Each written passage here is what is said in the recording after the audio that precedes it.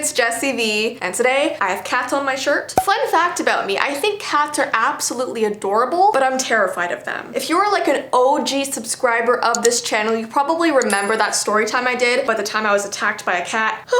So for my entire life, I like looking at them. I'll own shirts that have cats on them, but I can't touch them. I'm too afraid. Judge me all you want. All right, so as you can tell by the title of today's video, we're going to be talking about the most controversial, disturbing, weird Barbies to ever exist. Now, about 2 years ago, I did a video all about weird Barbie facts, and I did talk about a couple controversial Barbies in that video, but in today's video, we're going to be talking about all the rest of them because there are a ton. Before I get started though, if you have not seen yet, we have a huge sale on our merch website. All of the summer items have a huge sale going on. If you would like to check it out, I have linked it down below. If you ever had your eye on something and wanted to get it, it's now on sale. Now is your chance. All right, so let's get right into today's video. The first controversial Barbie was called Share a Smile Becky. In 1997, Mattel came out with Share a Smile Becky, Barbie's first friend who used a wheelchair. Now, as many as 6,000 of these dolls were sold in the first 2 weeks that it came out, and disability advocates praised Mattel for bringing visibility and representation to wheelchair users. But the problem was, she couldn't fit through the door of Barbie's house. At least not the Barbie dream house. And the chair couldn't even fit in the elevator of Barbie's house. Everyone was so upset with this fact, and at the time there was this Mattel spokesperson who said, "We are looking at the accessibility of all Barbie accessories." So basically she was saying they were working on it. But 10 years went by after she said this, and kids still couldn't roll her into the Barbie dream house or put her in the elevator. There's a lot of anger surrounding this, understandably so, and many people believe the doll was discontinued because it was too complicated to redesign Barbie World to fit Becky, so they got rid of her. When I found out about this, I was so frustrated because this doll could have been an amazing step. Like, it's really not that difficult to tweak your Barbie World and Barbie accessories. I mean, this brand makes billions of dollars. Come on. Next, we have Growing Up Skipper doll. For those who don't know, Mattel introduced Skipper as Barbie's kid sister in 1964. And then in 1975, Mattel decided to let Skipper hit puberty.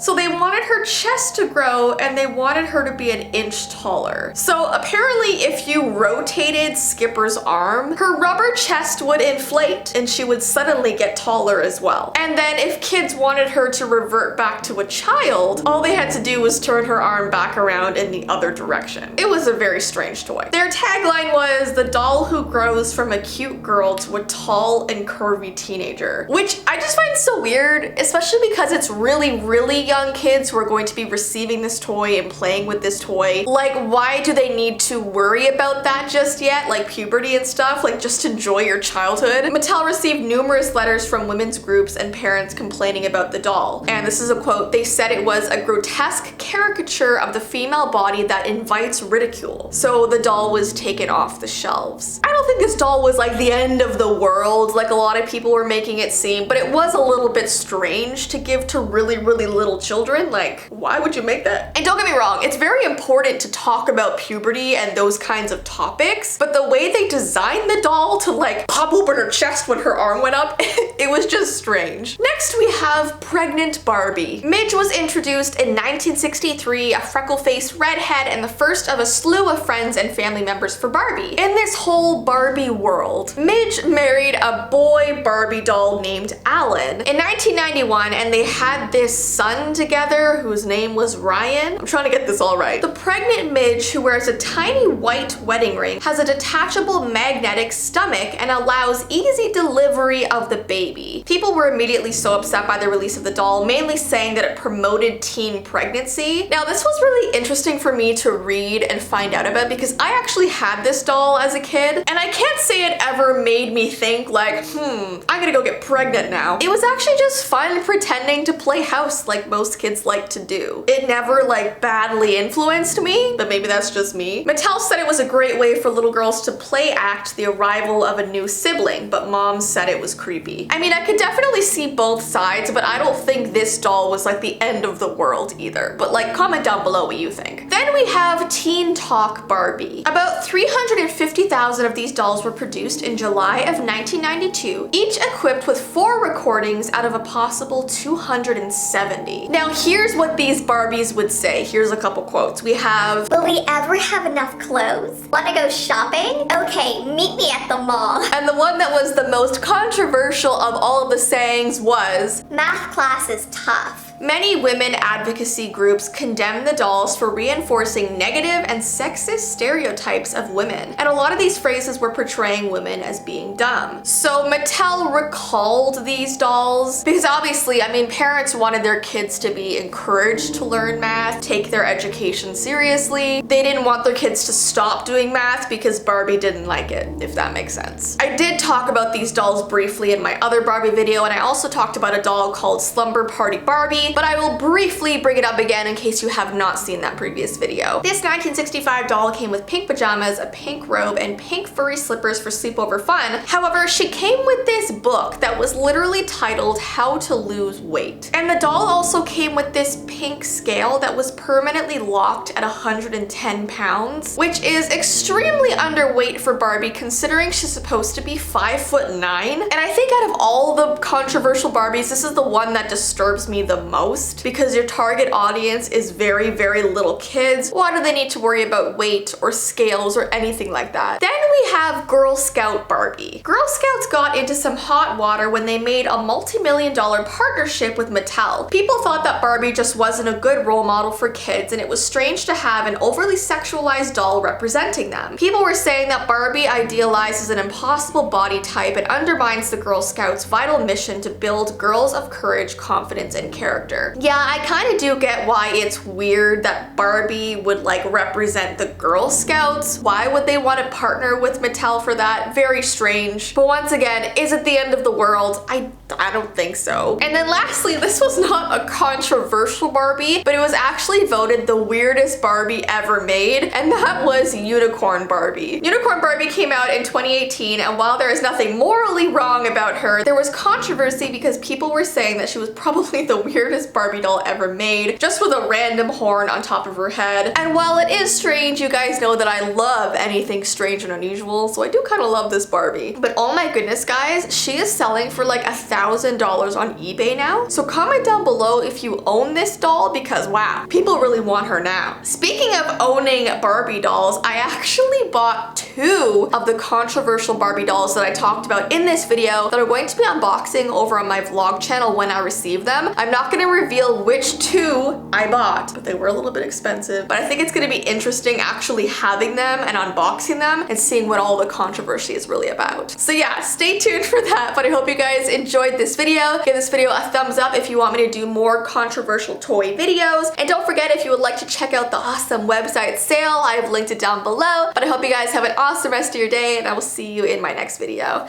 Bye!